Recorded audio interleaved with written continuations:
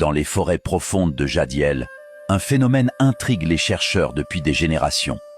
Au pied du mont Sépia gît un ronflex gigantesque, immobile depuis si longtemps que les racines ont commencé à pousser autour de lui. Les Pokémon de la région ont appris à vivre avec sa présence. Les étourvols nichent dans sa fourrure. Les Chenipan se réfugient sous son ombre. Même les Ursaring contournent ce colosse sans oser troubler son sommeil. Car lorsque Ronflex dort, la forêt respire avec lui.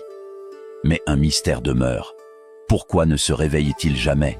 Les anciens racontent qu'il existe un son capable de l'appeler, la flûte poké, un instrument si rare que peu l'ont entendu. On dit qu'elle ne réveille pas Ronflex, elle lui rappelle simplement qui il était avant de dormir. Un matin, alors que la brume descend sur la vallée, un souffle grave traverse les arbres. Une mélodie, simple, ancienne. Les yeux du géant s'ouvrent, la terre vibre, les oiseaux s'envolent.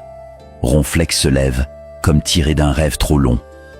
Il avance, lentement, vers le sommet du mont Sépia, comme si la mélodie lui montrait le chemin qu'il avait oublié.